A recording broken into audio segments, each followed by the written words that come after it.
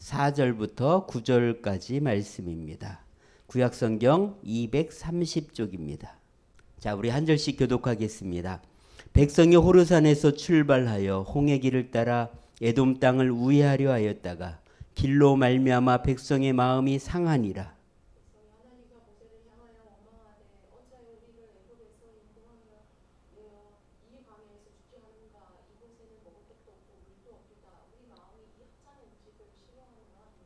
여호와께서 불뱀들을 백성 중에 보내어 백성을 물게 하심으로 이스라엘 백성 중에 죽은 자가 많은지라.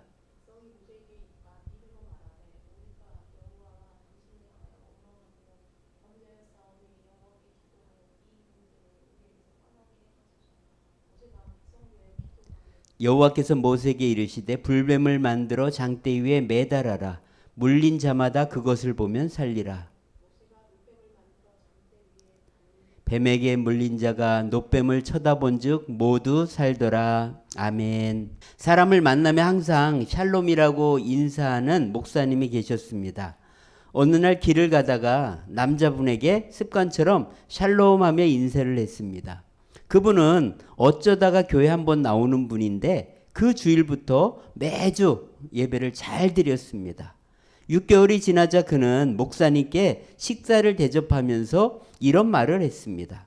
목사님, 저는 그동안 인생을 재미있게 살았습니다. 사업도 잘 되고 돈도 많이 벌었습니다. 그래서 일요일엔 골프 치고 여행하느라 주일 성수를 거의 못하며 살았죠. 그런데 어느 날부턴가 몸이 피곤하고 붓고 얼굴도 까맣게 변해서 병원에 가보았더니 간암이라고 했습니다. 그것도 손도 쓸 수 없는 말기라고 하더군요. 의사는 잘해야 3개월 산다고 했습니다. 그때부터 저는 늘 죽을 놈이라 생각했습니다. 그런데 6개월 전 목사님께서 저를 보고 살놈이라고 하셨습니다. 사람들 모두 죽을 놈이라고 하는데 목사님은 저에게 살놈이라고 하니 정신이 번쩍 들었습니다. 그래, 나는 살놈이야. 목사님이 살놈이라고 말씀하셨어. 하나님이 살려주실 거야. 저는 하나님이 살려주실 거라는 확신이 들었고 교회도 열심히 나오게 되었습니다. 그랬더니 3개월밖에 못 산다고 한 제가 더 건강해지고 힘이 생겨 이렇게 살아 있습니다. 그는 샬롬을 살롬이라고 잘못 들었던 거죠. 그러나 그의 삶에 샬롬의 역사가 일어났습니다. 여러분, 어떤 말을 하고 어떤 생각을 하느냐는 매우 중요합니다.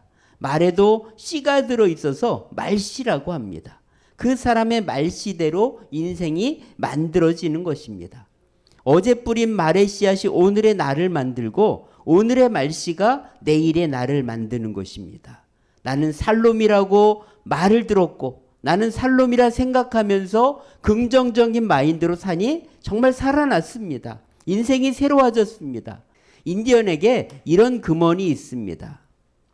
어떤 말이든 10,000번 이상 되풀이하면 반드시 미래에 그 일은 이루어진다. 여러분, 말에 힘이 있습니다. 그것을 아는 사람들은요, 매일 반복해서 말하기도 하죠. 또 3, 4 일어납니다. 3번 생각하고 한마디 한다는 거예요. 왜? 내뱉으면 주워 담을 수 없기 때문입니다. 자, 오늘 우리는 민수기 14장에서 바로 가나안 땅을 앞에 두고도요, 다시 광야로 들어가는 것을 보았습니다. 가나안 땅이라는 하나님의 선물을 믿음으로 받지 않고 불평하고 원망하다가 그들의 말대로 되고 마른 것이죠. 우린 그 땅을 정복할 수 없어. 우린 죽을 거야. 그들의 말대로 그들은 40년간 광야에서 방황하면서 죽었습니다. 자, 오늘 말씀은요, 이제 거의 40년 광야 방황이 끝나는 시점에서 있었던 일입니다. 자, 오늘 21장은요, 헤브론 남쪽 32km에 있는 아랏 왕이 이스라엘을 쳐서 몇 명을 사로잡자 이스라엘 백성들은 하나님께 서원했습니다. 주께서 이 백성을 넘겨주시면 우리가 그들을 진멸하겠습니다. 하나님은 믿음의 기도를 들으시고 그들을 넘겨주셔서 그들을 진멸하는 승리를 거뒀습니다. 이렇게 승리를 거뒀는데도 에돔이 통과를 허락하지 않자 이제 우회를 할 수밖에 없는 그런 상황이 됩니다. 삥 돌아서 가려니까 얼마나 힘들어요. 그들은 습관적으로 하나님과 모세를 향해서 원망했습니다. 우리를 죽이려고 애굽에서 인도해낸 거야. 먹을 것도 없고 물도 없어. 매일 먹는 만나도 이젠 혐오스러워. 그들은 불평하고 원망하기 시작하니까 모든 게 다 싫어졌던 것입니다. 원망 불평하다가 40년 광야 생활을 했는데도 그들은 이 나쁜 습관을 버리지 못한 것입니다. 여러분, 이렇게 말하면 얼마나 좋을까요? 힘들지만 어쩌겠어. 우리 좀 더 힘내자. 거의 다 왔잖아. 이런 불평하고 원망한다고 바뀌는 건 하나도 없습니다. 아니, 오히려 짜증나고 더 힘들어지죠. 하나님은 이런 백성들의 악한 말씨에 불뱀들을 보내서 물려 죽게 하셨습니다.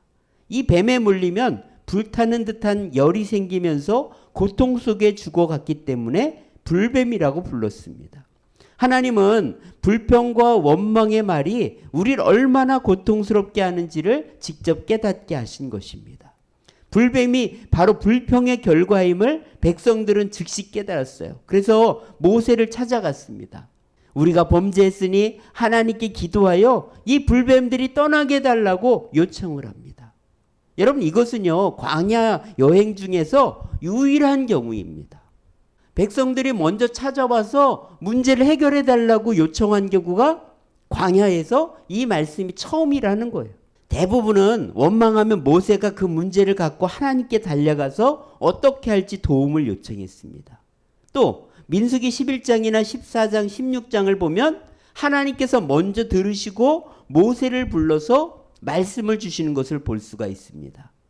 하나님은 우리가 하는 말을 다 듣고 계시고 우리의 생각을 다 알고 계시다는 것을 깨달아야 됩니다. 자, 이렇게 민수기 21장에서는요, 백성들이 먼저 달려가서 모세에게 기도해 달라고 요청했다는 거예요. 여러분, 당시 상황이 얼마나 심각하고 긴급했는지를 잘 보여주는 것입니다. 더불어 모세를 하나님께서 자신들 위해 세우신 지도자로 인정하고 있음을 암시하고 있는 것입니다. 여러분, 이 세상에 우연은 없습니다. 내 삶에 일어나는 모든 일들을 통해서 우리는 하나님을 바라봐야 합니다. 즉각적으로 회개할 일이 떠올랐다면 하나님께 잘못을 인정하고 고백해야 됩니다. 잘 모르겠으면 왜라고 묻기보다 어떻게 하면 좋을지 하나님께 도움을 구해야 합니다. 내 인생의 주인이신 하나님께 달려가는 것보다 더 빠른 길은 없습니다. 여러분, 기도를 쉬지 않기를 바랍니다. 시험에 들지 않으려면 깨어 기도해야 됩니다. 기도는 하면 좋고 안 해도 상관없는 그런 게 아닙니다. 기도하지 않으면 내 영혼이 죽습니다. 그래서 기도는 영혼의 호흡이라고 비유하는 것입니다. 여러분, 굶어도 살 수는 있지만 숨 쉬지 않으면 살 수가 없습니다. 여러분, 기도는 멈추지 말아야 합니다. 기도는 내 영혼의 호흡이고 은혜의 통로이기 때문입니다. 자, 이렇게 이스라엘 백성들은요, 불뱀을 자연적인 현상으로 보지 않고 원망의 결과로 보았습니다. 원망했던 어리석음을 회개하는 그들에게 하나님은 즉시 해결책을 주셨죠. 자, 8절 읽어보면은요, 여호와께서 모세에게 이르시되 불뱀을 만들어 장대 위에 매달아라. 물린 자마다 그것을 보면 살리라. 저는 이 부분을 읽을 때마다 하나님께서 불뱀을 만들라고 하신 게 이해가 늘 안 되었습니다. 왜냐하면 우상 숭배의 가능성 때문에 어떤 형상도 만들지 말라고 하나님은 철저히 금지시켰기 때문입니다. 그런데 굳이 왜 노뱀을 만들어서 장대 위에 달게 하신 것일까? 저는 이번에 말씀을 준비하면서 그 이유를 분명히 알게 되었습니다. 자, 첫 번째는요, 바로 원망은 이 불뱀처럼 우리를 고통스럽게 죽이는 것임을 분명히 기억하라는 것입니다. 이스라엘이 이 노뱀을 보면서 불평하고 원망하다가 불뱀에 물린 것을 상기하기를 원하시는 것입니다. 장대에 달린 노뱀을 보면서 자신들의 허물을 다시 깨닫기를 원하시는 것입니다. 바로 이 원망은 나를 고통스럽게 죽이는 불뱀과 같은 존재라는 것을 잊지 말라는 것입니다. 여러분, 불뱀은 우연히 이스라엘 백성들을 문 게 아니라 바로 원망의 결과, 하나님이 주신 심판이었던 것임을 잊지 말라는 것입니다. 여러분, 원망, 불평, 부정적인 말은 내 인생을 망가뜨리고 죽이는 것들입니다.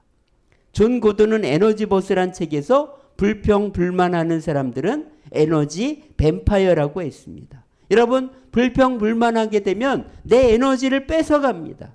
그리고 내 안에 독을 주입해서 나를 뱀파이어가 되게 만들어 간다는 거죠. 여러분, 이것을 자각하라고 노뱀을 만들어 세우시면서까지 하나님은 그 무서움을 잊지 말라고 말씀하고 있는 것입니다. 자, 그런데 열왕기하 18장 4절에 보면 히스기야 왕이 종교개혁 때 이 노뱀을 부셨다고 적혀 있습니다. 여러분, 무슨 말일까요?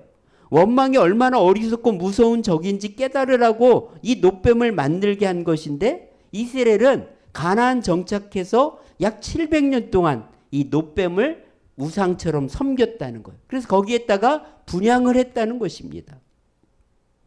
히스기야 왕은 이것을 깨닫고 과감히 부수고 그리고 이렇게 말했죠. 느후스단, 이것은 노조각에 불과한 것이다, 이렇게 불렀습니다. 그 노뱀 자체에 신통력이 있는 게 아니라 노뱀을 보면서 이 불평, 원망이 얼마나 무서운 것인지를 깨달으라는 것입니다. 여러분, 오늘 우리는 잊지 말아야 돼요. 원망과 불평은 불뱀처럼 지금도 나를 죽이고 나를 물어 죽이려고 달려들고 있다는 것입니다. 이 원망과 불평을 쏟아놓고 있다면 나는 지금 불뱀에 물려서 죽고 있다는 것을 깨달아야 됩니다. 그래서 오늘 우리는 불평, 불만이 아닌 감사의 말, 믿음의 말, 긍정의 말을 선포하면서 살아야 됩니다.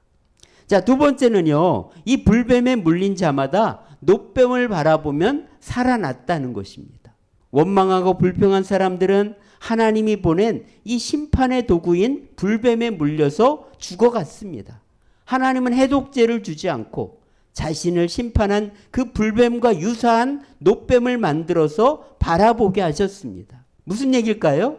심판의 도구가 하나님의 은혜로 구원의 도구로 바뀌게 된다는 것을 예표한 것입니다. 하나님의 말씀을 듣고 믿고 노뱀을 바라보는 자마다 몸의 독이 사라지면서 살아났습니다.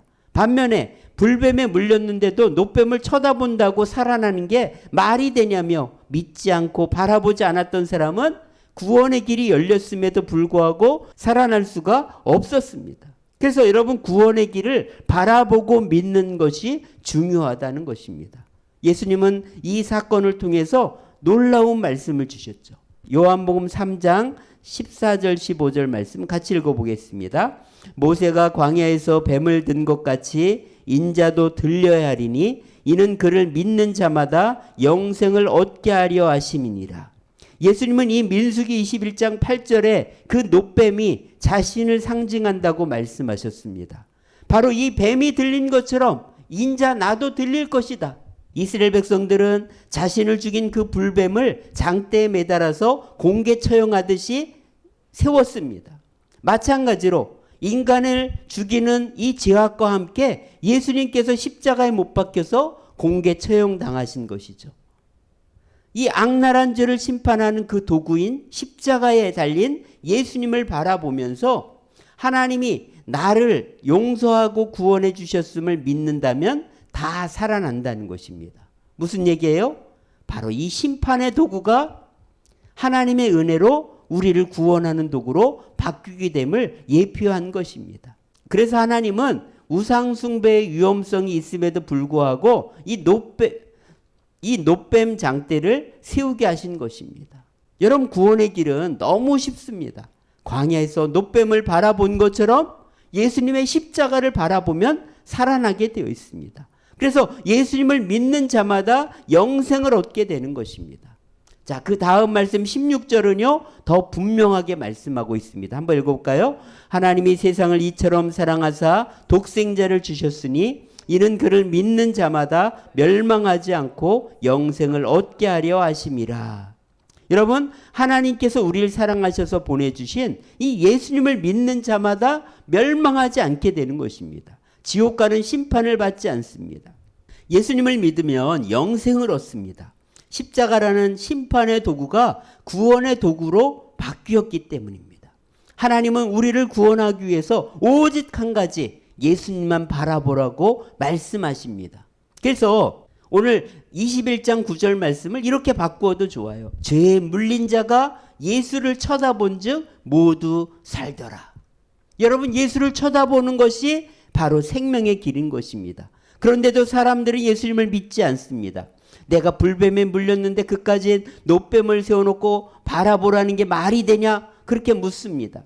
하나님이 말씀하셨으니까 한번 바라보라고 하는데도 끝까지 믿지 않습니다. 여러분, 내가 예수님을 믿는 게 얼마나 큰 축복인지 알아야 합니다. 세상 많은 사람 중에서 나를 선택해 주시고 이 복음이 믿어졌다는 게 기적입니다. 여러분, 구원받는 건 쉬운데 이 믿음을 지키는 것이 어렵습니다. 사탄은 끊임없이 우리의 믿음을 흔들기 때문입니다. 그래서 매일 육신의 건강을 위해서 새끼 음식을 먹는 것처럼 내 영혼의 건강을 위해서 매일 말씀과 기도를 먹고 또 예배로 나아가야 되는 것입니다. 이번에 집중호우로 인해서 너무나 많은 사람들이 생명을 잃고 또 재산을 잃었습니다. 온난화와 기후변화로 인해 인간의 노력엔 늘 한계가 있음을 깨닫게 됩니다. 여러분, 이것은 남의 일이 아닙니다. 늘 내 앞에도 불가항력적인 일들이 다가오고 있음을 잊지 말아야 됩니다. 그래서 우리는 매일매일 하루하루 예수님을 바라보며 감사함으로 사는 것처럼 최상의 대비책은 없는 것입니다.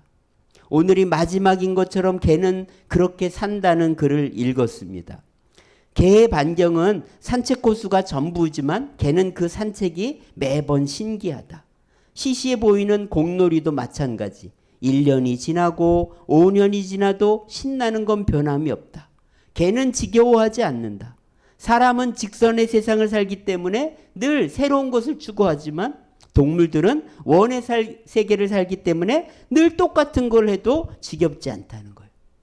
오늘이 세상의 마지막인 것처럼 살고 있다는 것입니다. 그래서 개는 늘 행복하다는 거예요. 여러분, 오늘 우리는 언제 하나님 불러도 상관없는 것처럼 살아가야 됩니다. 오늘이 마지막이어도 괜찮을 것처럼 날마다 예수를 바라보며 사는 것, 이것이 진정한 믿음의 삶이 아닐까 싶습니다. 오늘도 주님을 바라보면서 늘 주님을 의지하며 사는 여러분의 삶이 될 수 있기를 축복합니다. 하나님 아버지, 감사합니다. 주님, 우리의 삶에는 많은 일들과 문제들이 생깁니다. 아버지 하나님, 늘 주님을 바라보며 살게 하여 주옵소서. 불평과 불만으로 불뱀에 물려 죽어갈 때 노뱀을 바라본 것처럼 오늘 예수를 바라보는 자에게 구원을 주시는 주님, 날마다 주님을 바라보며 감사함으로 믿음으로 사는 저희들이 다 되게 하여 주옵소서. 오늘도 하나님 앞에 드린 정성과 예물을 기쁘게 받아주시고 아버지 하나님 나라가 더 확장되는 일에 아름답게 쓰여지게 하여 주옵소서. 우리 구주 예수님의 은혜와 하나님의 크신 사랑과 성령의 충만인도 함께 하심이 예수를 바라보며 살기로 다짐하는 우리 모두에게 이제로부터 영원까지 함께 하시기를 간절히 축원하옵나이다. 아멘.